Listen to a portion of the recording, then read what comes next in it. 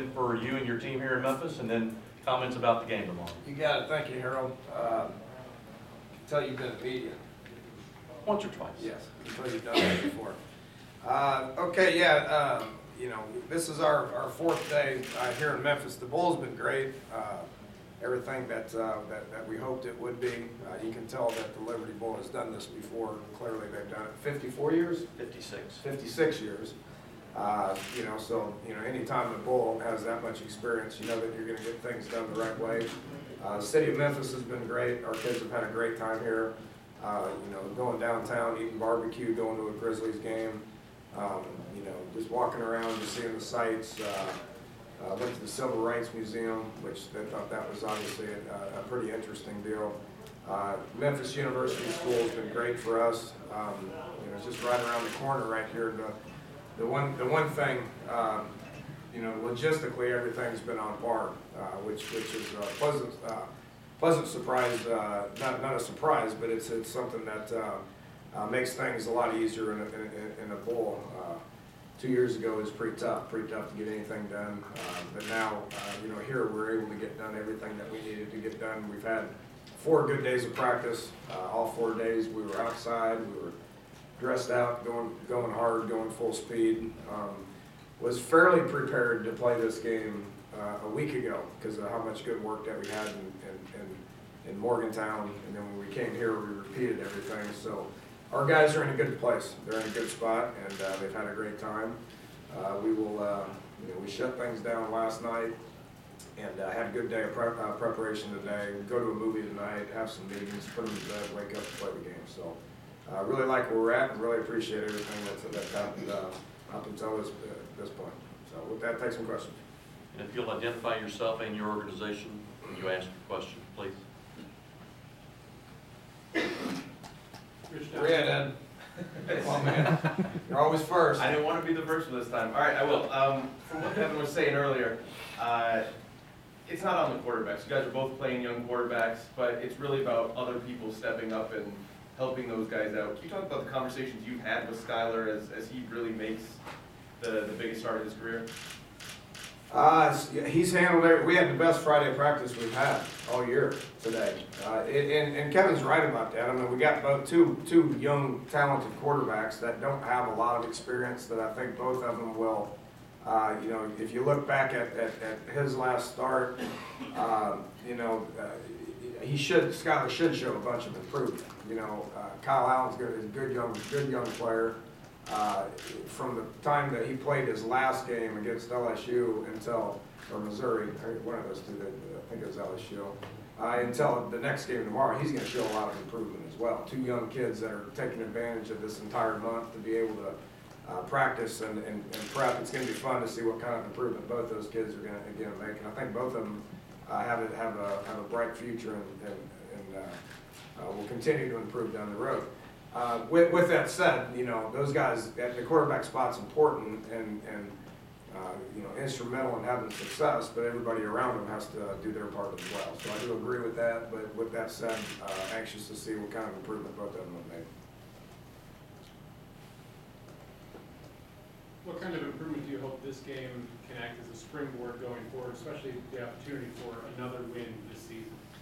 Yeah, I mean, that's one of the things with going to a bowl game that you can say, well, developmental practices and all that stuff's great, but an extra game is unbelievable. Just being able to spend as much time as we spent with our guys is great. Both Texas A&M and West Virginia have a lot of kids coming back for next year. So, it's going to be something that's going to be interesting to keep our eye on, all these guys coming back. Being able to play another game. I think we got 9 starters on defense coming back, and we're going to have about 7 on offense coming back. So that's a lot of guys that are able to play a 13th game that we can continue to evaluate those guys, and they can continue to show improvement. So, getting a win here would definitely springboard us into next year in the right frame of mind. Then you seem really pleased with where the team is now. Was there a danger that they peaked a few days ago, or do you think they're peaking at the right time? No, I didn't because we gave them time off. We practiced for a whole week. in Morgantown. We did a whole game prep week. You know, we lost a little focus at the end because they knew they weren't playing, you know, and they knew they were going to have some time off. So we gave them four days off. I think that's the right way to do it, especially because we got so many kids that are from Florida, Texas, you know, Georgia, North Carolina. We've got a lot of kids that aren't from West Virginia. So I wanted to get them home so where they can spend time with their friends and their family, wake up on Christmas Day, and then come to Memphis, you know, not have to go back to Morgantown and just come to Memphis. So it worked out logistically pretty good. You know, my concern was speed of the game and timing. And you know, we went out there and practiced 4 days in a row, and I've been happy with the work that we've got. So I think we're exactly where we need to be to be able to play this game. What are some of the things that you see from Skyler in the last month that maybe, you know, because he wasn't playing as much, you didn't see as much of? He confidence. I mean, he tries so hard. I mean, I don't know if I've ever been around a kid that it means more to him. I mean, he's a perfectionist. You know, everybody wants to be good, everybody wants to win, but he really does live it. And he was not having success. He was frustrated. This goes back for the last 11 months because he's been on our campus for 12 months now. For the first 11 months, I mean, he wasn't getting as many reps as he wanted, and he wasn't having the success that he wanted, so his confidence was down. Once he went into the game against Kansas State, he drove us down and scored, his confidence got better. And then he got more reps, and then he continued to do some good things and continue to gain confidence, and he keeps getting better every day. You know, and I think a lot of that has to do, one, with the reps, and two, with the confidence that he's playing with. Does that go for your confidence in him as well? One of the stories Mark was telling yesterday was that first drive against Kansas State where they were trying to get him to check out a bit. He says, "Trust me," and then throws a touchdown pass. Yeah, 100%. You don't know how guys are going to do until they get in there and play. And now his junior college coach told us the same thing. The same thing happened to him out at Riverside. He was on the bench for the first game. Halftime of the second game, you know, they didn't really know how he was going to respond. They put him in there, and then he ended up just taking it and running with it, and won, I think, 11 straight games after that. So, you know, with us, you know, when Clint went down at halftime against Kansas State, you know, I said, well, we were losing 21-3 at that point anyway, so I was like, geez, maybe he'll give us a spark. And he went in there and he gave us a spark. So, you know, everybody was kind of like, well, we'll see how this goes, you know, just because he's never been in that situation before. But he was bright-eyed, and he was in tune, and he was ready to take it, and he did. And we showed some improvement once he did. Steve regarding the Associated Press. I'm just wondering if you could just talk about what sticks out in your memory from those couple of years you spent with Kevin at Houston, and just what's your relationship been like since y'all have been in different schools now? Yeah, it's been good. You know, it was hard for me to leave Houston. I loved it there. I loved working for Kevin. Our working relationship was great. I learned a lot about being a head coach from working with him, especially from the CEO aspect of things. Kevin's never going to spend a high percentage of his time on just one side of the ball. I mean, he's going to divvy it up and recruit his tail off, which they've been recruiting at a very high level for the last 3 years at Texas A&M.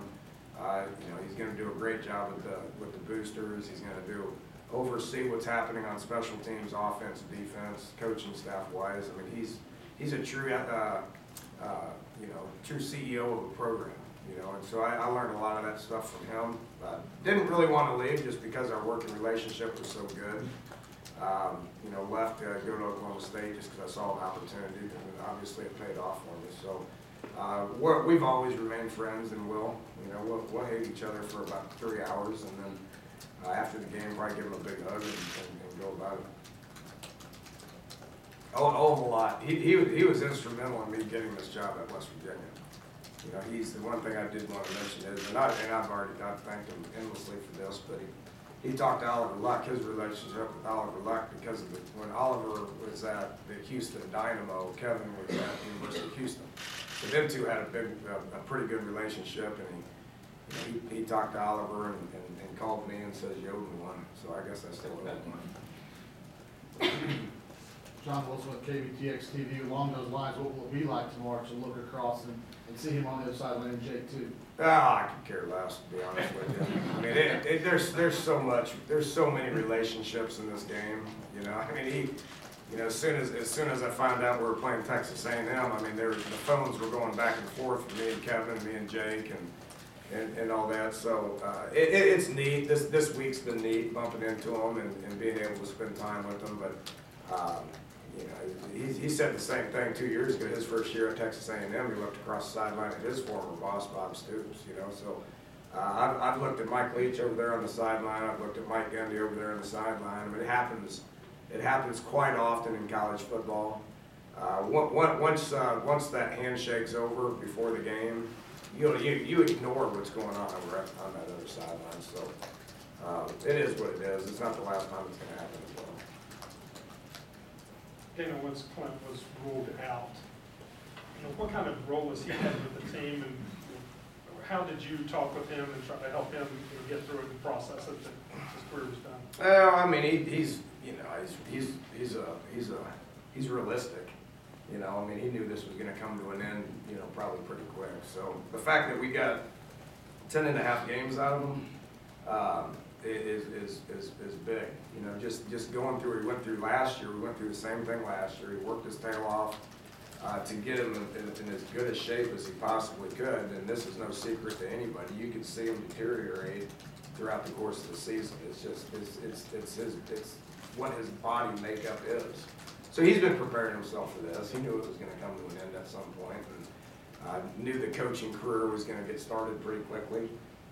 You know, he's not a coach for us right now. I mean, he's a player. He's a teammate.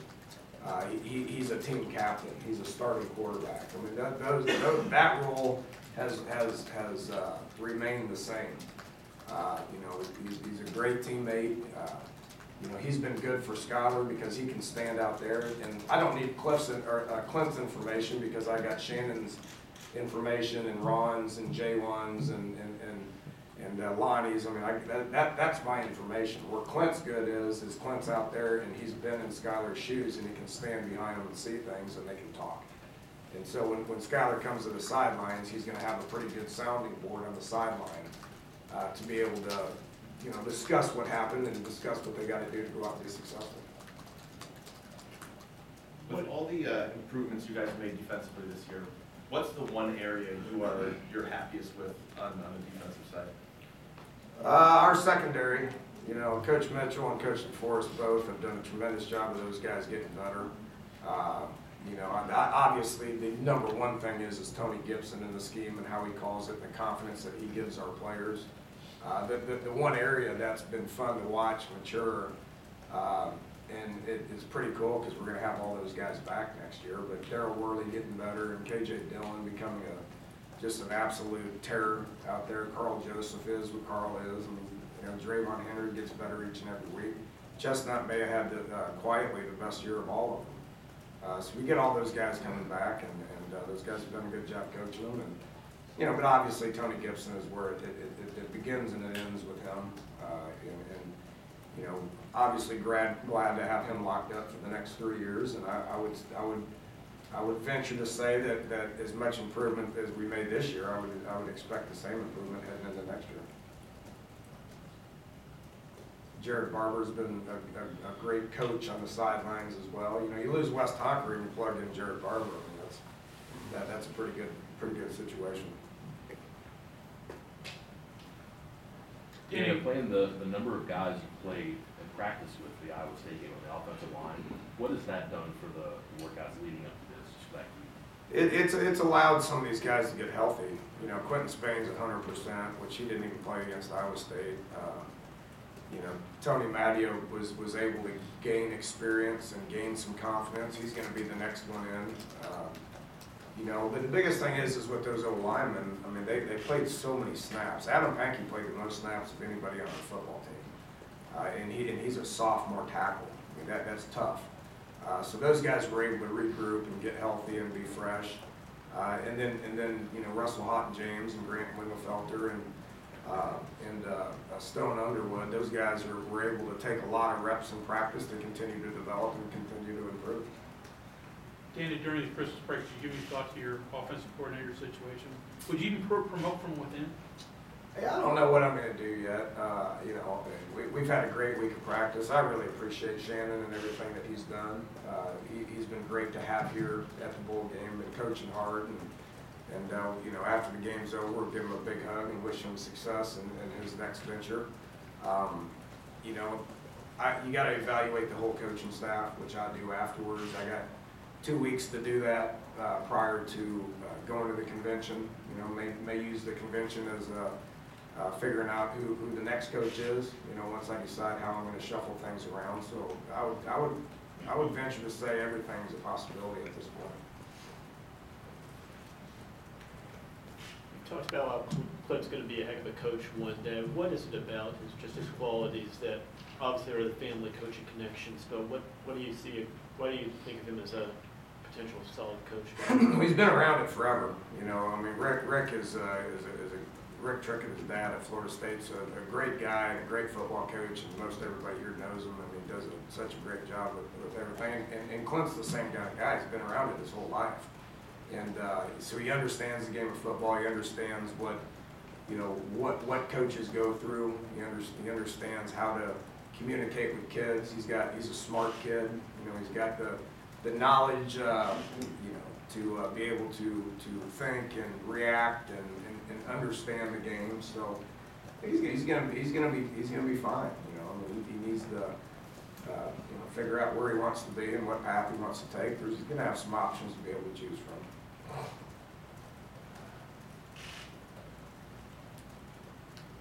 Anyone else? Danny, going back to what we touched on last night, we went through those with Kevin, the Memphis questions that we've got to ask all visitors. So for equal time, we did this with Kevin before. The eldest question, young or old? I was born when he was born yet. I gotta get to Graceland. That's why I'm gonna stay in town for a day or two. So maybe you can take me over there and educate me a little bit. The ribs, because it is about the food and the music here. Wet or dry ribs? Dry ribs for sure. Anyone in particular? Well, that's the other thing. I'm going to get to a couple of these other places here in the next few days. Good enough. All right.